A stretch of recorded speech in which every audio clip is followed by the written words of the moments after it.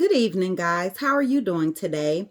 I am Erica Judge Edwards, the mother to Carl Emery Edwards, and I am the creator of Carl Emery's World, which are the social media sites in which we are chronicling our daughter's journey with autism spectrum disorder.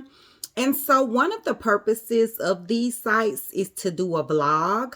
And so the vlog is meant to be more like a diary via video. So it will be authentic, it will be raw, it will be unedited.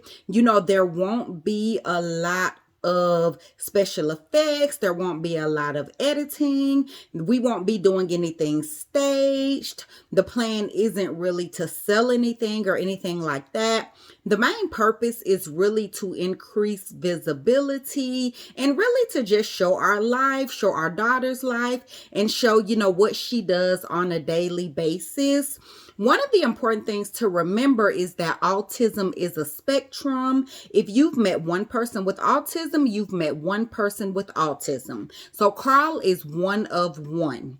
Yes, I am a physician, a medical doctor, but the purpose of these sites is not for me to give medical advice. The purpose is not for me to act as an autism expert. And the purpose is not for me to speak for the autism community.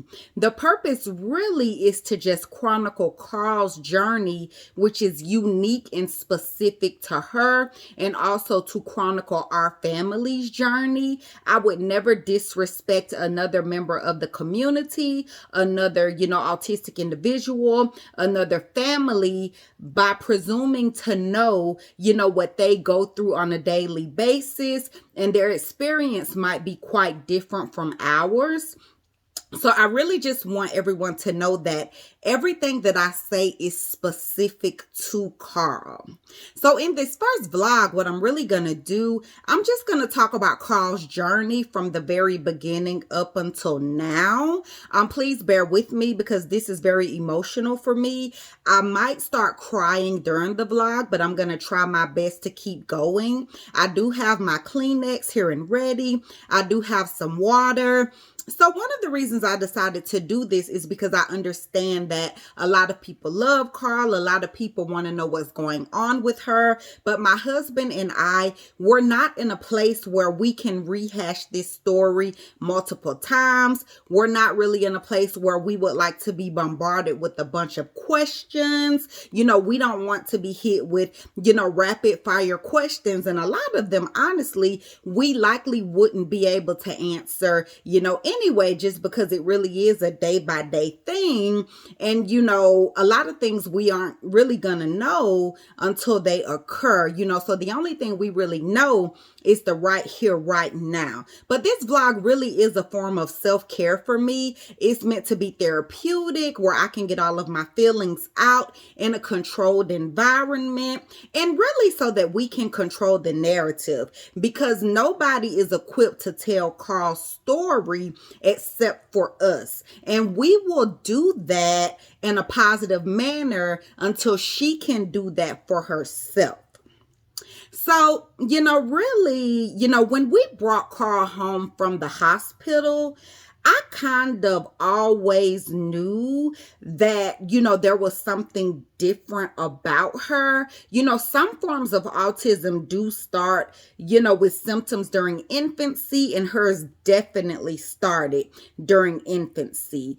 Even at her 4-week well child check, I was asking the pediatricians about things that I was noticing. So one of the things, Carl was always very, very, very easily startled.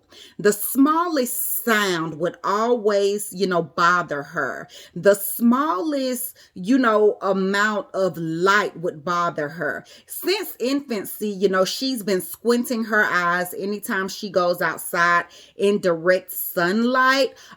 She would always, do this little startle movement, or, this little rapid, muscle movement anytime, there was, even the slightest sound. She honestly never really slept well, just because any little noise would wake her up, no matter how mild it was. Just the lightest tap. And so I knew, very early on that whatever she was hearing, it has to be magnified 10 times higher than what we hear. And whatever she's seeing, it must be magnified. And so I've always been sensitive to that. Even when we would have people at the house, like if her brothers are around, if her cousins around, if they're making, too much noise, you could tell that she would be overstimulated and fussy. Even as an infant, I would have to take her into her nursery, kind of cut all of the lights off, cut all of the noise off, and just, kind of be very gentle with her, very quiet.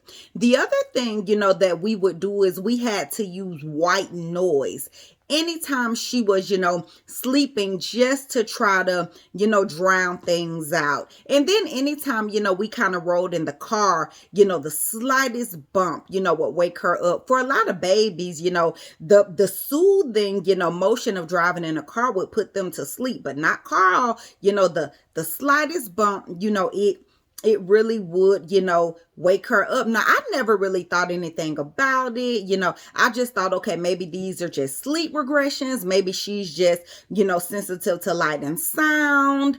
But as, she got older, one of the prominent things was the motor delay. So, she rolled over late. She didn't sit up until she was 10 months old. She didn't crawl until she was, 12 months old. She didn't walk until she was 21 months old. And then the other thing was, she wasn't really responsive to her name. So we would call her name and she wouldn't really say anything, but I knew that she could hear. And so, things kind of came to a head in March of 2021 when Carl was about 9-10 months old. So I noticed kind of like a seizure activity. It was very quick, just these involuntary muscle movements. So I noticed it the first night. It self-resolved. Okay, that's fine. The second night, under the same conditions, I noticed it again. Okay. The third night, it happened again. After I put her to bed, I went downstairs. I told my husband, I said, listen, something is not right with Carl. She's having these, muscle movements, potentially seizures. She's okay for now, but we have to get her a doctor's appointment. Now, this was on a Sunday, so I was able to get a recording of it. We took her to her pediatrician that Monday, and, we showed her the recording, and, she thought that they were just, benign muscle movements, but she ordered an EEG. So we went, we got the EEG, and I never forget, I really didn't think anything more of it because after those 3 nights, it never happened again. So I'm thinking, okay, the EEG is going to be normal. We don't even have to worry about it. Well, I got a call from the pediatrician and it was after hours. And there really wasn't anything alarming, in her voice, but it was just, okay, I'm calling you to discuss the results of Carl's EEG.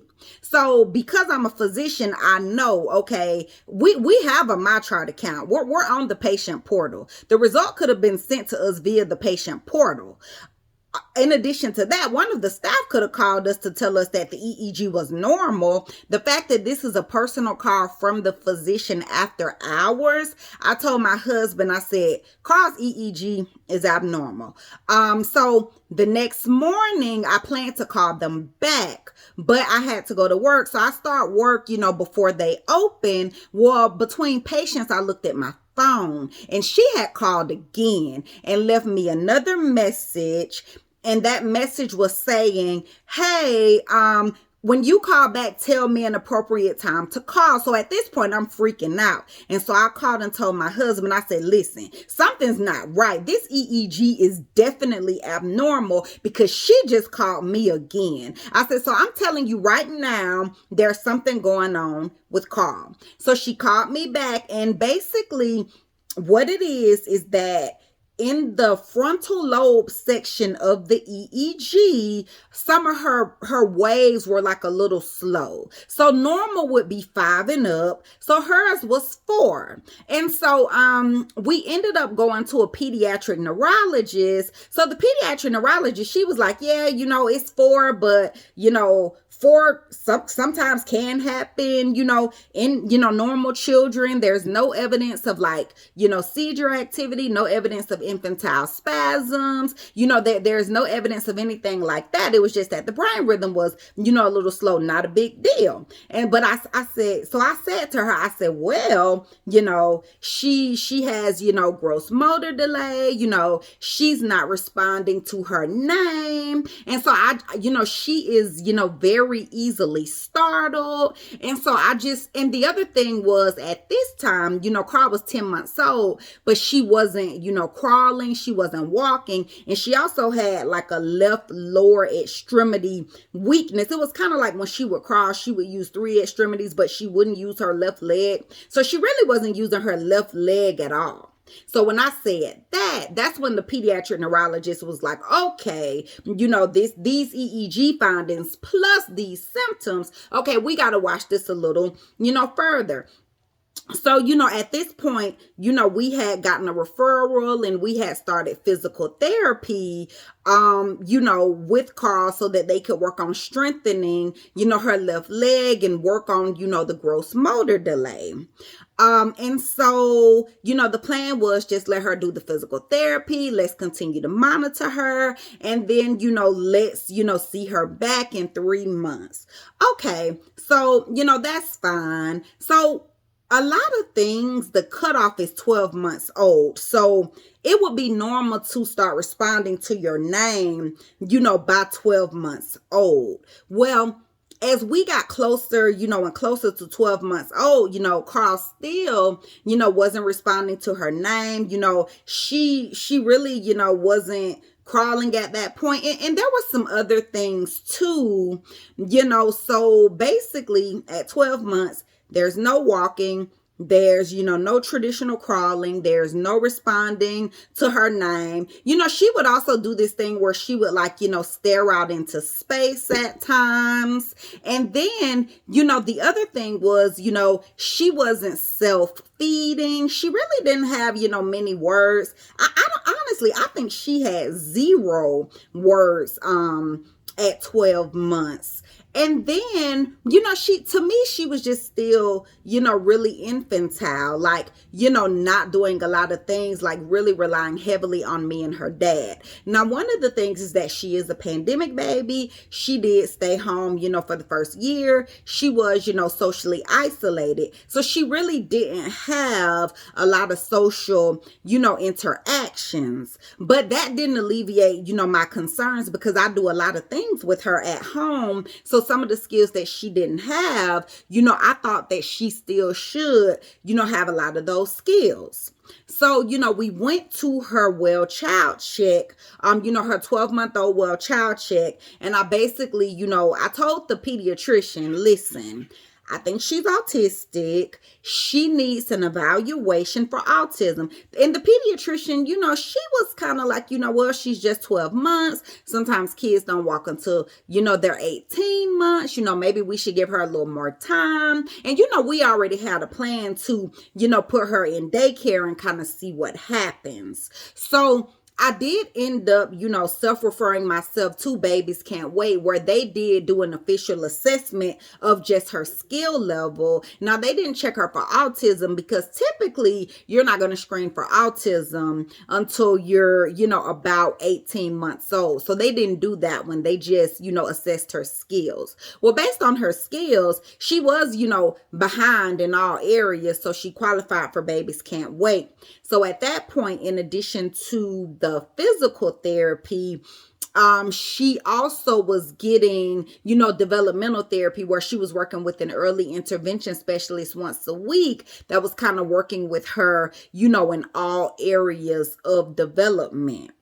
So at this point, she's getting the therapy. We've transitioned her to daycare. And so honestly, it's kind of, just more of a wait and see thing. But, during this time, the other things I'm kind of noticing is that, the way she would move her hands, like, she would hold her hands together, kind of play with them a little bit. She would hold her hands kind of like close to her face, close to her eyes. She would like put both of her hands like on her head, kind of like this, and sometimes like this.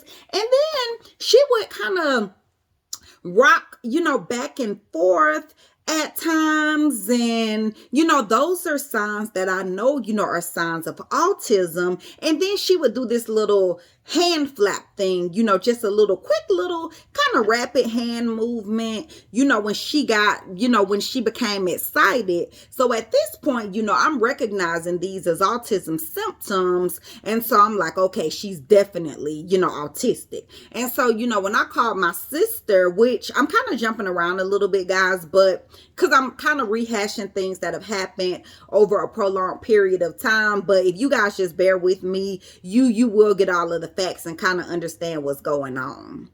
And so the point I was going to make was that I called my sister when Carl was 10 months old. And I said, Carl is autistic. And my sister said, how do you know? And I said, because I'm her mom.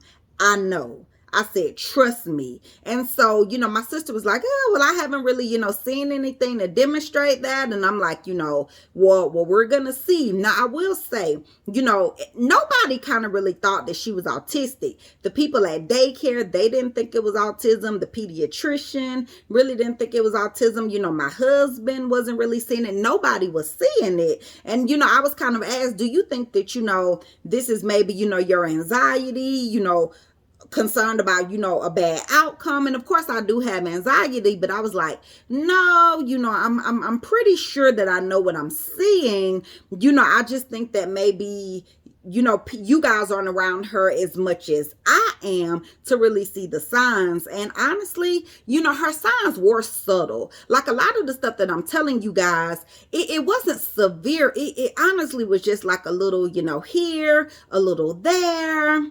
So anywho, she's in physical therapy. She's in, developmental therapy. And so, we're just kind of, going through the motions, getting her therapy. She's in daycare. And, we know we're doing the right things for her and we're getting her services. So we're not overly concerned. We know the autism, evaluation is coming at 18 months. So all we can do is just continue to work with her on her skills, and then go from there. Well, so we're going to fast forward. So all of the things about like babies can't wait and getting her into her therapies and stuff like that, that kind of took place between May and, around maybe between May and maybe like August. We did end up getting a hearing eval. She did end up, failing one of those. So she did get tubes in her ears, and that kind of helped with the talking. So she did start, expressing language and using her words, at that point. And she also did eventually start, doing gestures, because initially, she wasn't doing peekaboo. She wasn't doing patty cake. She wasn't doing any imitations, no clapping, no pointing, no hey, no bye, no nothing. Well, after she got the tubes in her ears, she did develop, language, develop, gestures, and, things did get better on that front. She wasn't really, communicating to tell us, what she needed at that point, but the communication was moving in the right direction. So, we were happy with that. Well, around, December of last year, I got a call from her, developmental therapist, and they were just like, we want to talk to you. Carl's, been in therapy for, this amount of time. She really hasn't, caught up. She really hasn't, progressed as much as, we thought that she would by this point. And so at that point, I had to explain to them, she actually is progressing. If you guys were potentially expecting her to catch up, I was never expecting her to catch up because I know there's an underlying, problem. So we can't compare her to, children in her age range because we already know she's behind. If we're going to compare her in, do an assessment of her in December, we have to compare her in December to her in May, not, her at this age range to somebody else, in this age range. And so I said, but, I am taking her to her pediatrician for another well child check. And then, we will discuss things further and I'll, get back to you guys concerning that.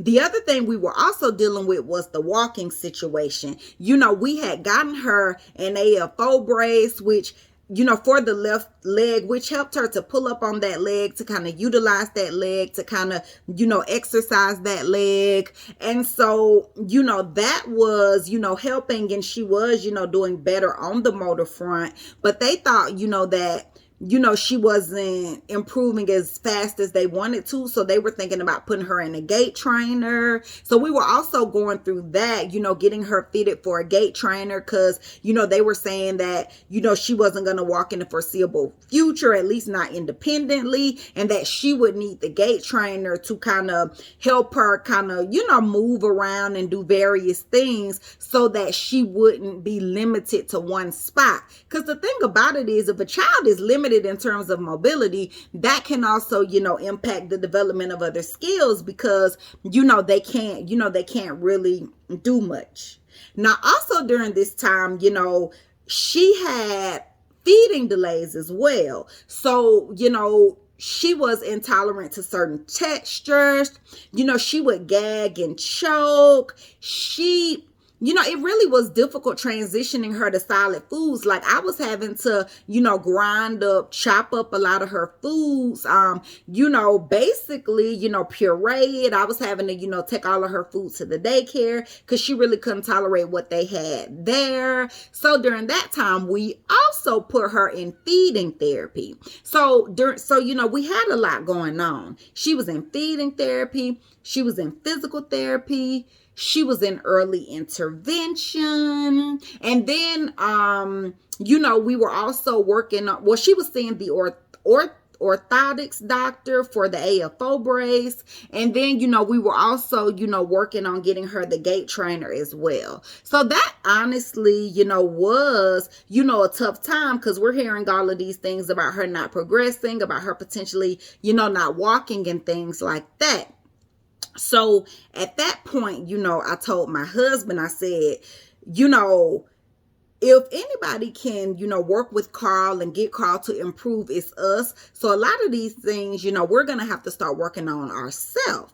So, my husband, he basically, started picking her up from school early, taking her late and just really, exercising with her a lot, and then me, I was just kind of like reading with her, doing flashcards with her, playing on the floor with her. I was reading all these research studies. I was reading all of these books. Like I was basically just trying to, do everything that I could, to work with her myself and for, my husband to work with her. And, at the same time, we're still seeing, the pediatric neurologist because there were a lot of different things, that this could have been. It could have been a condition called, Rett syndrome, which they tested her for. It could have been, muscular dystrophy, which they tested her for. It could have been cerebral palsy. Like at one point they were talking about sending her to the cerebral palsy clinic to see if that what was going on. It could have been a brain tumor. It could have been that she had a stroke at one point. Like there were a lot of things. She ended up getting a brain MRI. That was normal. She ended up getting a spine MRI. That was normal. She ended up getting genetic testing. All of her genetic testing was normal. She was also tested for something called spastic hemiplegia. That was normal as well. So at the point when everything came back normal, there was literally nothing else that it could be. Like they tested her for everything. And so that is when, we started working on trying to get her into the Marcus Autism Center. Because I had been talking to people and they had told me, okay, Marcus Autism Center is the best. That's where you want her to go. That's where you want to take her. Well, the thing about the Marcus Autism Center is that they have a waiting list that's like 2 years long, right? So the way I was able to get her in was that I ended up signing her up for a research study. And the research study came with a diagnostic evaluation, from the Marcus Autism Center. So we ended up taking her there on March the 16th of this year. And the way it worked, like we went in and it was like a 4-hour assessment. So they just did like a bunch of things where, they had her kind of stack blocks and play with various toys and do pretend play and, interact with the therapist, And so we did get a break in the middle, but it was a 4-hour assessment. It was very in-depth. And, in the end, when they did do the assessment, they did tell us that she has autism spectrum disorder. Now, this is something that, we already knew, we really just needed the confirmation. So what it is that she has autism spectrum disorder, but she does not have intellectual disabilities. So, some with autism, it's a spectrum. Everybody's different. Some children with autism have comorbidities. So basically what they told us is she has autism spectrum disorder. She does not have intellectual disabilities. She does not have any comorbidities. And they told us to set high expectations for her and do not put limitations on her. So she is classified as level 3 care. So some people think that level 1 means mild autism and level 3 means severe autism. It doesn't work like that. If you're autistic, you're autistic. They don't use the term high functioning anymore. They don't use the term low functioning anymore. They don't use the term Asperger's anymore. Autism is autism, and needs will, fluctuate, and needs will change throughout a person's life. So the reason Carle is currently classified as level 3 is because of the services, the support that she needs. So at the time when she was diagnosed, she wasn't doing a lot of things that she has since started doing, but, it's basically because, she gets physical therapy, she gets occupational therapy, she's required, feeding therapy, she requires therapy with the early intervention specialist, she's done speech therapy. So and also, she also does ABA therapy in home 10 hours a week. So that is why she is classified as level 3. So at some point in her life, she might not be in any therapies at all. And so at that point, she would be qualified as, level 1. So it's not like she's level 3 and she'll be level 3, her entire life. It really doesn't work like that. And honestly, I'm really not big. I don't really care about the classifications. I just care about my child, and whatever she needs, I'm willing to do it. The biggest thing for me is that, I'm a doctor. I saw the signs and I know better. So I just felt like if I sit around here and I pretend like there isn't an issue when there is an issue, and she doesn't get the help that she needs, and her life is negatively impacted because of it, like that's on me. Like I would take that personally as if, I did a disservice to her, because Carle is meant to be on this earth exactly as she is, and we accept her exactly as she is. I don't need a single thing about Carle to change, because you can't pick and choose, and you can't cherry pick the characteristics that you want a person to have. Her autism is a part of who she is, and honestly, a large part of her personality is rooted in the autism diagnosis. So without the autism diagnosis, she would be, a different person. And I don't need her to be a different person. I'm happy with her, just the way she is. And I always say, if I could choose any child on the face of this earth, I would still choose Carle Emery Edwards every single time. So how is Carle doing now? So she's actually doing really, really well. She's walking, she's talking, she is self-feeding now, she is using utensils now. She is, making choices, communicating her needs and what she wants. She does do a lot of pretend play. The sensitivity to light and sound, it's gotten a lot better. And honestly, it's really mild. Like, majority of the concerns that I had for Carle before she got diagnosed, I honestly don't even have those concerns anymore. Like, she is thriving. She is doing really, really, really, really, really well. And so honestly, that there's no cure for autism. She's always going to be autistic.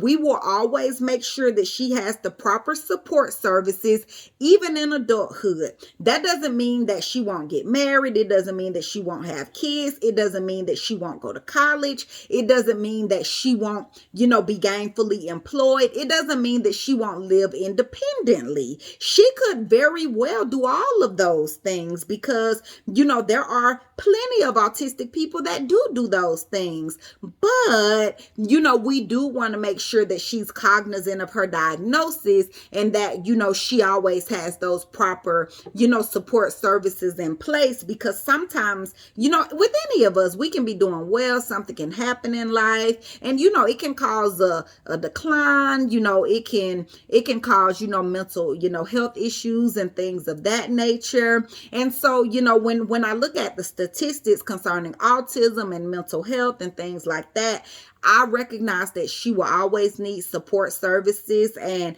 her dad, we will always make sure that she has that. So if you made it to this, point in the video, thank you for tuning in. If you have any questions, let us know. I made it through without, crying. So, woohoo to me. So if there's anything, you can definitely, DM me, send me a message. I'm happy to talk into more detail. I apologize, for jumping around. I was basically, just trying to tell you guys how we got to the diagnosis.